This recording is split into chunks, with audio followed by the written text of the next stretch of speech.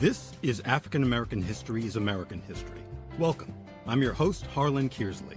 This program's goal is to foster understanding, promote discussion, and expand knowledge through stories of historical events, bios of unsung heroes, as well as timely and relevant news stories which will paint a vivid picture of the effects of segregation, discrimination, and bigotry on the lives of both blacks and whites. Comparisons will be made between the many racially fractured periods of American history and what's going on right now. Slavery was abolished just 150 years ago. Jim Crow only 50 years ago.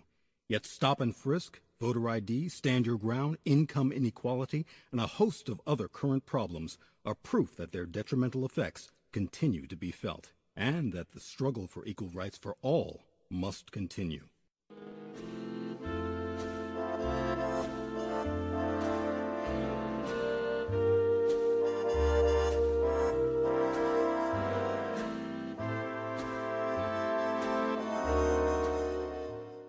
In 1946, just hours after being honorably discharged from the United States Army with a Good Conduct Medal, a Service Medal, and a Victory Medal, Sergeant Isaac Woodard Jr. was brutally attacked by members of the South Carolina Police Department. The attack, which took place while Woodard was still in uniform, left him permanently blind.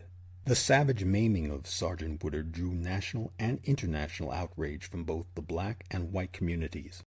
On February 12, 1946, Army Sergeant Isaac Woodard Jr. was mustered out of Camp Gordon in Augusta, Georgia, and quickly boarded a Greyhound bus to North Carolina to rejoin his family.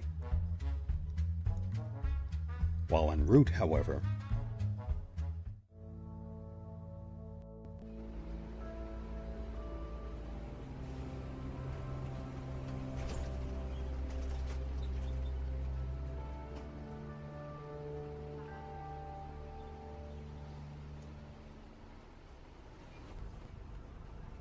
Okay, folks, this here's just a quick rest stop, so if y'all want to stretch your legs and whatnot, best to do so now, because we'll be moving on in exactly 10 minutes.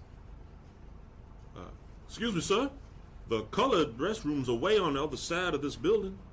Do you think there'll be enough time for me to run over there? Now, how in the hell should I know? I ain't no expert on how long it takes you people to go to the bathroom. Unless you want to risk being left here, I'd say the answer is no.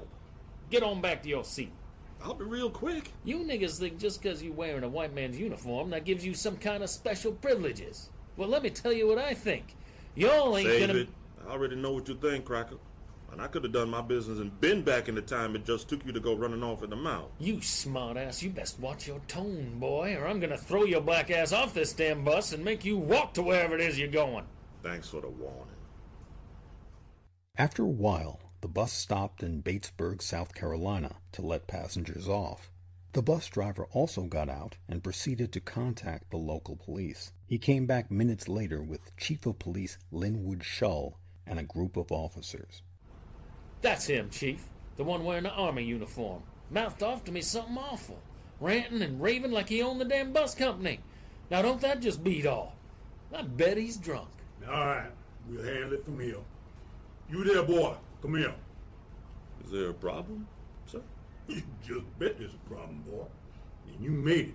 What the hell you doing mouthing off to the driver like you done? But I did. I only asked the driver if I could... I don't want to hear no excuses, boy. Where you coming from? Camp Gordon. I was discharged today. Got any discharge papers to prove that? Yes, sir. These could be forgeries. Until we can determine that you didn't steal these papers along with that uniform, you're coming with us. But, sir, this is all a... And I'm adding being drunk to the disorderly conduct charge. I do believe that's alcohol I smell on your breath. No, sir, I have not been drinking. Let's go. Sir, I didn't do nothing wrong. You don't think there's nothing wrong with being drunk and disorderly on an interstate bus, huh? I ain't gonna tell you again, boy. Let's go. Or do you want me to add resisting arrest to your list of charges? Officer, this is wrong, and you know it. Boys, drag this black son of a bitch off this bus so it can be on its way. Sorry for the inconvenience, folks. They took him to a nearby alleyway and proceeded to beat him with nightsticks. Later, in his own court testimony, Sergeant Isaac Woodard would speak on how he was beaten, punched, and kicked on the way to jail. Once there, Chief Shull himself beat him some more. It was in the jail cell that Shull repeatedly jabbed Sergeant Woodard in his eyes with a nightstick. Newspaper accounts say that Sergeant Woodard's eyes were gouged out. Throughout that night, Chief of Police Shull and the other participating members of the Batesburg, South Carolina Police Department continued to beat Sergeant Woodard so badly that he suffered partial amnesia as a result.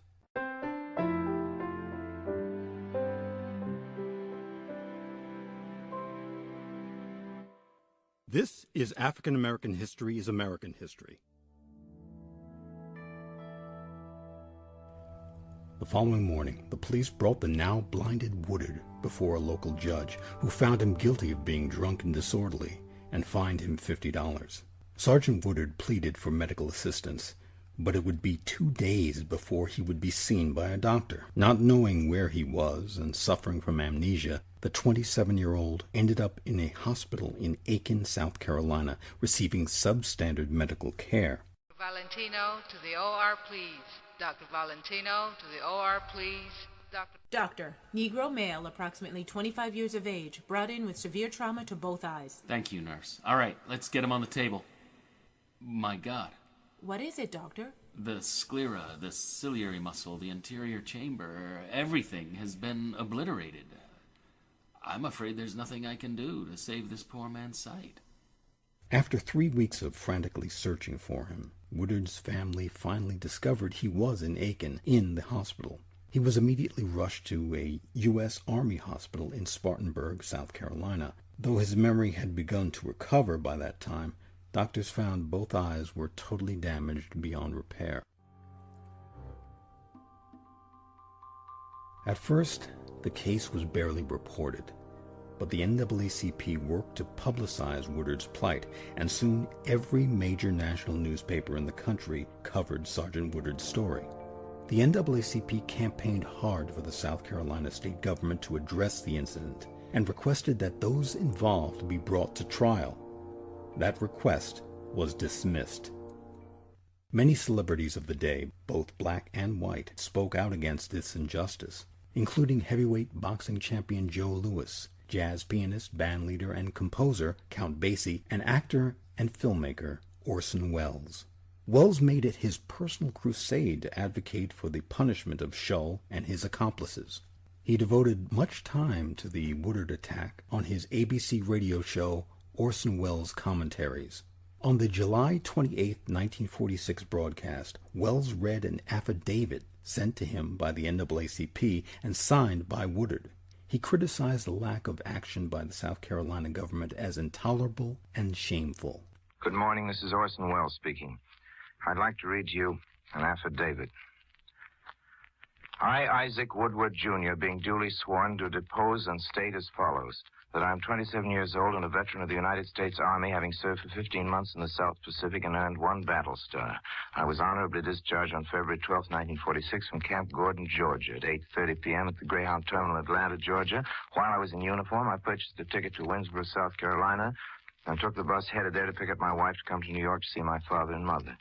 About 1 hour out of Atlanta, the bus driver stopped at a small drugstore. As he stopped, I asked him if he had time to wait for me until I had a chance to go to the restroom. He cursed and said no. When he cursed me, I cursed him back. When the bus got to Aiken, he got off and went and got the police. They didn't give me a chance to explain. The policeman struck me with a billy across my head and told me to shut up. After that, the policeman grabbed me by my left arm and twisted it behind my back. I figured he was trying to make me resist. I did not resist against him. He asked me, was I discharged? And I told him yes. When I said yes, that is when he started beating me with a billy, hitting me across the top of the head. After that, I grabbed his billy and wrung it out of his hand. Another policeman came up and threw his gun on me and told me to drop the billy, and he dropped me, so I dropped the billy. After I dropped the billy, the second policeman held his gun on me while the other one was beating me. He knocked me unconscious. After I commenced to come to myself, he hollered, "Get up." I started to get up. He started punching me in my eyes with the end of the billy. When I finally got up, he pushed me inside the jailhouse and locked me up. I woke up next morning and could not see. A policeman said, "Let's go up here and see what the judge says." I told him that I could not see how to come out. I was blind. He said, "Feel your way out." He said I'd be all right after I washed my face. He led me to the judge, and After I told the judge what happened, he said, "We don't have that kind of stuff down here." Then the policeman said, "He wrung my billy out of my hand, and I told him if he didn't drop it, I'd drop him." That's how I knew it was the same policeman as had beat my eyes out. After that, the judge spoke and said, "I fine you $50 for 30 days in the road." And I said I'd pay the $50, but I did not have the $50 at the time. So the policeman said, "You have some money there in your wallet." He took my wallet and took out all I had. That was a total of $40, and took $4 from my watch pocket. I had a check for $694.73, which was my mustering outpay and soldier's deposit. He said to me, "Can you see how to sign this check? You have a government check." I told him no, sir. So he gave it back to me after that. Took me back and locked me up in jail. The policeman did. I stayed in there for a while, and after a few minutes, he came and asked me if I wanted a drink of whiskey. If I took a drink of whiskey, he said I'd feel better. I told him no, sir. Didn't care for any. About 5:30 that evening, they took me to the Veterans Hospital in Columbia, South Carolina. One of the contact men came around one day and said to me they were going to take out a pension for me. I believe that the doctor who cared for me was named Dr. Clarence.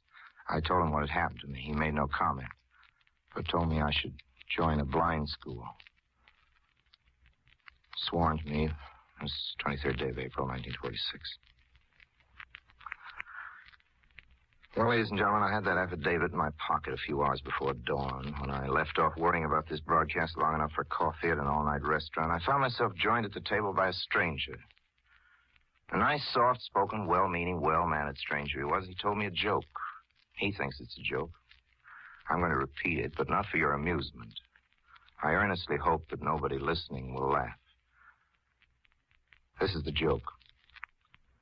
It seems there was a white man who came on business to a southern town, it could be Aiken, South Carolina, and found he couldn't get a bed in any of the good hotels. He went to the bad hotels and found the flop houses, but there was no room for him in any of the inns reserved for white folks in that southern city. So at last, in desperation, he applied at a Negro hotel where he was accepted with a proviso that he would consent to share a double room with another guest. With rueful gratitude, this white man paid his bill, left to call for early in the morning. He rested well, quite undisturbed by the proximity of the sleeping colored man beside him, and was awakened at the hour of his request. After breakfast, he left the railway station where he boarded his appointed train, but the conductor would not let him into any of the regular coaches. The man was told quite rudely to go where he belonged, the Jim Crow car. The hero of this funny story allowed he hadn't washed in the morning, that the dust of travel must be responsible for the conductor's grievous social miscalculation. He went to the washroom. He started to clean his hands. They were black, an even hue of black. Then he looked into the mirror. His face was the same color. He not only looked darker than white, he was quite visibly a Negro.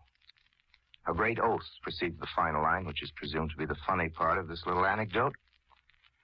I know what's happened to the next words of the man. It's very simple.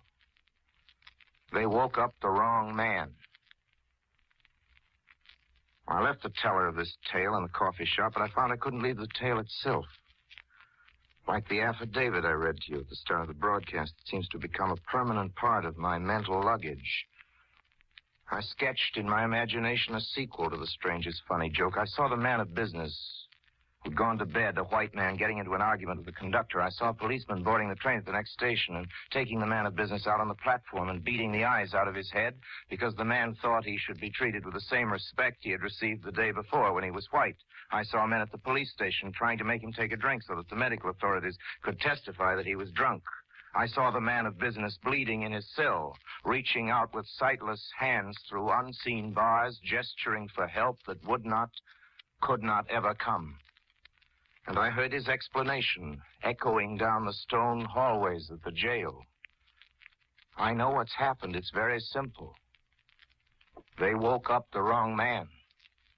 Welles made Woodard the focus of 4 subsequent broadcasts. Those broadcasts helped to push the Justice Department to look into the case. On September 19, 1946, 7 months after the incident, the NAACP Executive Secretary Walter Francis White met with President Harry S. Truman in the Oval Office to discuss the Woodard case.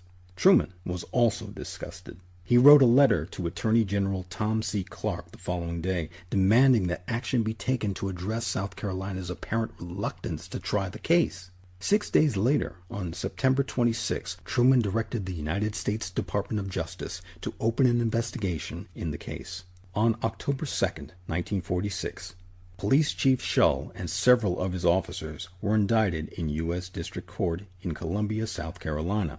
It was considered within federal jurisdiction because the beating had occurred at a bus stop on federal property, and at the time of the assault, Woodard was in uniform of the armed services.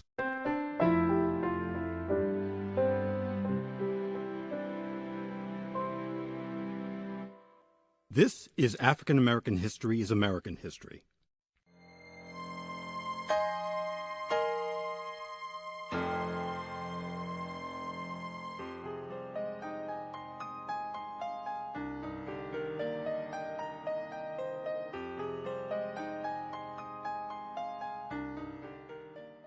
The case was presided over by Judge Julius Waddies Waring. The trial was the very definition of a travesty of justice. Thanks to Jim Crow, blacks were excluded from serving on juries, so the case was heard by 12 angry white men. The local U.S. attorney charged with handling the case failed to interview anyone except the bus driver, a decision that Judge Waring, a civil rights advocate, believed was a gross dereliction of duty. Waring later wrote of being disgusted at the way the case was handled at the local level, commenting, "I was shocked by the hypocrisy of my government in submitting that disgraceful case." The defense was even worse. During the trial, for the benefit of the all-white jury, the attorney for Shull shouted racial epithets at Sergeant Woodard. It had gotten so bad that Judge Waring put a stop to it by threatening the attorney with contempt of court. After Woodard gave his account of the events, Shull firmly denied it. He claimed that Woodard had threatened him with a gun, and that Shull had used his nightclub to defend himself. In his closing arguments, the defense attorney stated to the jury, "Gentlemen of the jury, let me remind you of what y'all already know. That Woodard here is a member of an inferior race, a race prone to lying and public drunkenness. If you will recall, Chief Shull stated that he smelled alcohol on Woodard's breath, and before the chief arrived, Woodard was talking out of his place, ranting, if you will, to the bus driver, who was desperately trying to calm him down until the police could arrive. Now, I ask you, that's not the talk of a sober nigger from South Carolina, is it? Chief Shull has firmly denied this nigger's lies regarding the events, and done so under oath. Woodard threatened him with a gun, and my client, in a brave attempt to defend himself, used his nightclub to do so. Our own fine, upstanding local doctors contradicted statements made by these liberal army doctors the prosecution threw up here. Our doctors have stated, again, under oath, that it is next to impossible that repeated blows to the head, which, again, was defensive, could render any man, white or colored, blind. So, gentlemen of the jury, there you have it. You have your work cut out for you. All I can say to you fine, upstanding sons of the South is this. If you rule against Police Officer Shull, then let this South Carolina secede again. On November 5th, 1946, after only 30 minutes of deliberation, the jury found Shull not guilty on all charges, despite his admission that he had, in fact, blinded Woodard. The courtroom broke into applause upon hearing the verdict. The failure to gain conviction of Shull was perceived as a political failure on the part of the Truman administration.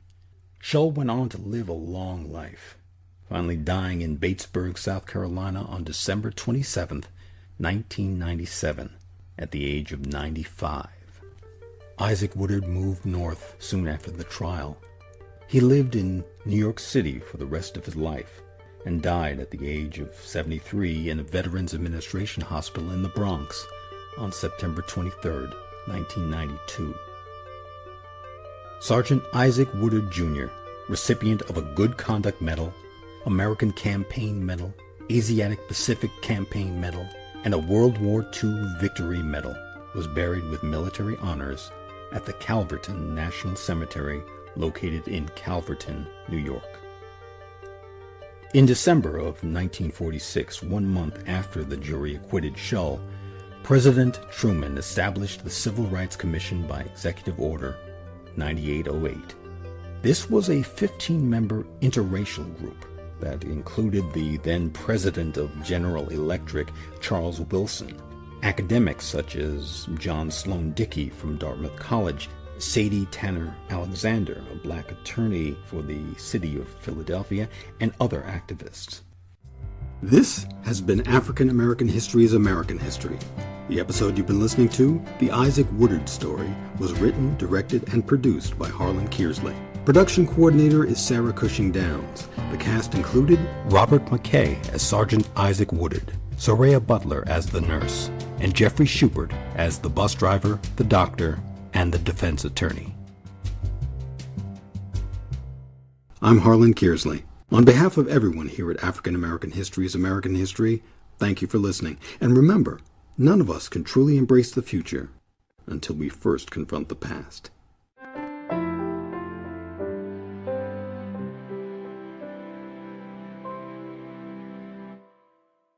African American History is American History, copyright H.C. Kearsley, 2016.